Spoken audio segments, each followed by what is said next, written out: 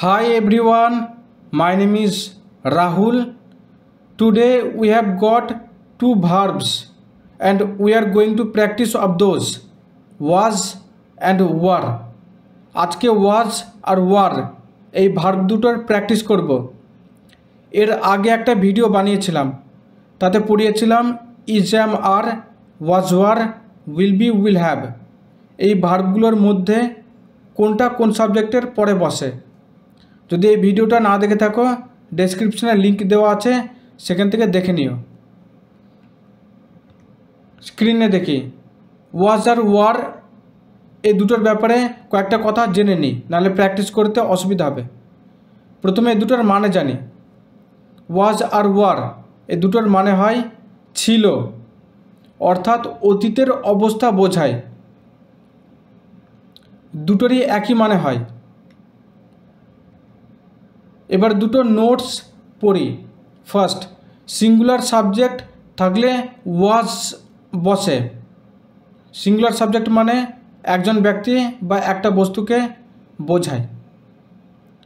2 নম্বর note, you and plural subject থাকলে were বসে।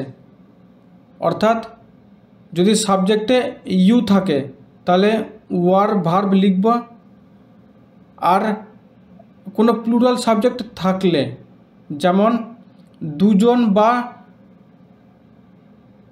তার বেশি ব্যক্তি বা বস্তুকে বোঝালে তার ভার্ব ওয়ার হবে।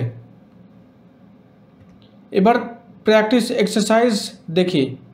First sentence, those puppies dash very lovable.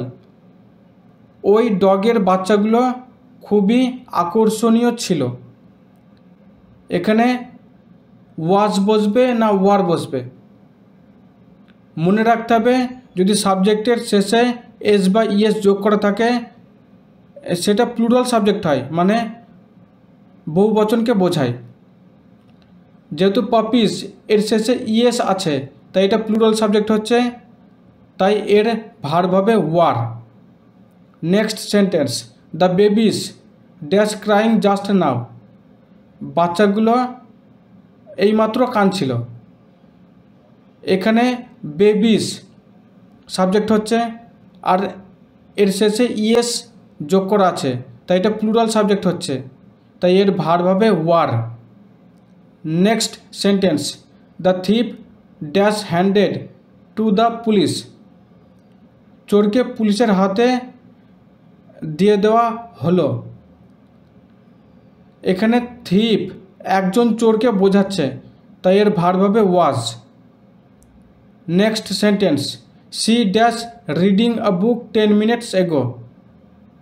সে একটা বই পড়ছিল 10 মিনিট আগে। এখানে সি বলতে একজন গার্লকে বোঝায়, তাই এর ভার্ব হবে ওয়াজ।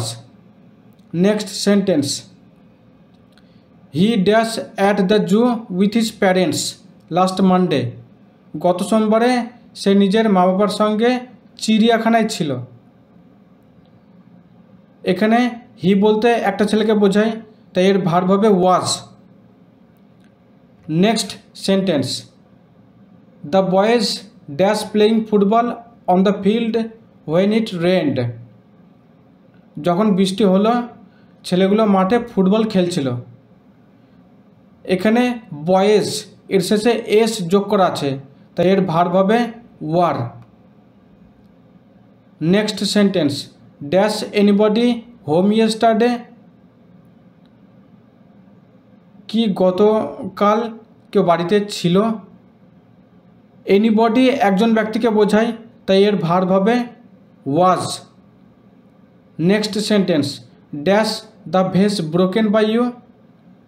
কি ফুলদানিটা তোমার দ্বারা ভাঙা হলো, মানে তুমি ভাঙলে। ভেস বলতে একটা ফুলদানিকে বোঝাচ্ছে, তাই এর ভার্ব হবে was. Next sentence, it dash an enjoyable evening.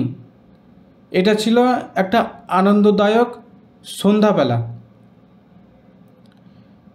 এখানে ইট বলতে একটা বস্তুকে বোঝাচ্ছে, তাই এর ভার্ব হবে ওয়াজ।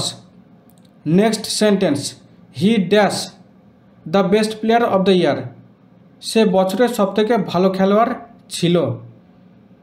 হি বলতে একটা ছেলেকে বোঝায়, তাই এর ভার্ব হবে was. Next sentence, the teachers dash on duty on sports day, খেলার দিনে শিক্ষক শিক্ষিকারা ডিউটিতে ছিলেন। এখানে টিচার্স এর শেষে এস দেখতে পাচ্ছি, তাই এটা প্লুরাল সাবজেক্ট হচ্ছে, তাই এর ভার্ব হবে were. Next sentence, mister Lim dash very angry with the boys, mister Lim ছেলেদের ওপর খুব রেগে ছিল। এখানে মিস্টার লিম বলতে একজন ব্যক্তিকে বোঝাচ্ছে, তাই এর ভার্ব হবে was. Next sentence, where dash you last night, গত রাতে তুমি কোথায় ছিলে। এখানে ইউ সাবজেক্ট হচ্ছে আর ইউর সঙ্গে ওয়ার বসে, তাই ভার্ব হবে were. Next sentence, we dash playing in the rain yesterday, গতকাল আমরা বৃষ্টির মধ্যে খেলছিলাম। এখানে আমরা এটা প্লুরাল সাবজেক্ট, তাই এর ভার্ব হবে were. Last sentence, they dash standing at the bus stop, তারা বাস স্টপে বা বাস স্ট্যান্ডে দাঁড়িয়েছিলেন। এখানে দে প্লুরাল সাবজেক্ট হচ্ছে, তাই এর ভার্ব হবে ওয়ার। তাহলে আশা করি এই ভিডিও থেকে ওয়াজ আর ওয়ার এই দুটো হেল্পিং ভার্বস এর ব্যাপারে জানা গিয়েছে, আর এই প্র্যাকটিসগুলো ভালো করে বোঝা গিয়েছে। যদি এই ভিডিওটা ভালো লাগে একটা লাইক করো আর বন্ধুদের সঙ্গে শেয়ার করো। আর কোনো প্রশ্ন থাকলে সেটা কমেন্ট বক্সে লিখে জানিও, আমি তার আনসার ভিডিওর মাধ্যমে দিয়ে দেব। যদি এই চ্যানেলটা সাবস্ক্রাইব না করা থাকে সাবস্ক্রাইব করে নিও, তাকে এরকম ভিডিও যখনই আপলোড করি মোবাইল থেকে দেখে ওই কনসেপ্টটা শিখে নিতে পারো। I will see you in the next video. Till then, bye.